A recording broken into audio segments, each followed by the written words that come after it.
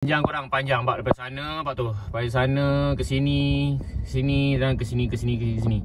Kalau mereka kata alasan lori muatan besar, muatan beribu-ribu pulutan yang lalu kawasan ni menyebabkan jalan menjadikan macam ni, itu bukan satu alasan. Kalau korang pergi highway, mana-mana jalan highway plus, banyak lori, banyak trailer, banyak sangat trailer hari-hari berulang-alik pergi urusan mereka bekerja, hantar barang, logistik, import, export. Okey, kita ni luar bandar. So luar bandar ni jarang-jarang lah. Kalau ada pun jarang, sebuah, dua buah macam tu. Kalau kat KL ke kat Selangor ke mana-mana kita tengok lebuh raya besar, tak pernah kita nampak macam ni keadaan jalan. Okey.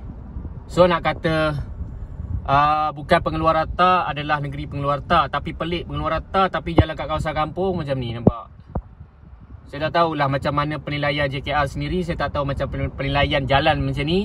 Pegawai-pegawai yang berlagak bagus, pakai kot, pakai tie, ya acah-acah macam bagus, tapi sebenarnya korang tak bagus mana pun. Kalau korang bagus, korang boleh tengok sendiri macam mana keadaan jalan dan korang update setiap hari.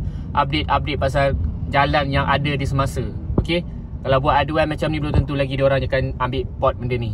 So hari-hari ikut jabatan JKR lalu ke hulu ke hilir naik kereta kerajaan, minyak tak dibayar, minyak pakai duit rakyat balik, tekanlah minyak sesedap hati walaupun diesel dah naik. Okey, itu saja. Sekian pengisah saya pada hari ini di Perak Tengah. So melaporkan info korang, jadi berhati-hati jalan raya apabila korang lalu kat kawasan ni di mana saya berada. Kalau korang nampak pintu gerbang kat sana, pintu gerbang nak ke Manjung, so korang kena hati-hatilah laluan kat sini, terutama kepada abang-abang pacuan dua roda, kakak-kakak yang selalu berulang-alik, yang macam abang dia bawa motor, nampak. Dia dah tahu jalan ni dah macam kuih lapis, jadi dia akan lalu dekat tengah-tengah. Kalau orang baru tak pernah masuk, so diorang pun tak tahu, dah malam, lampu jalan pun tak ada, amat berbahaya. So itu saja perkongsian saya pada hari ini. Korang renung-renungkanlah video saya. Kalau rasa video ni baik untuk keselamatan pengguna, terima kasih. Kalau rasa tak memuaskan hati, tak payah tengok. Okey, itu saja. Sekian, ikhlas pada hati kepada admin, pada korang semua sebagai netizen. Kita akan jumpa di next video yang akan datang. Bye-bye.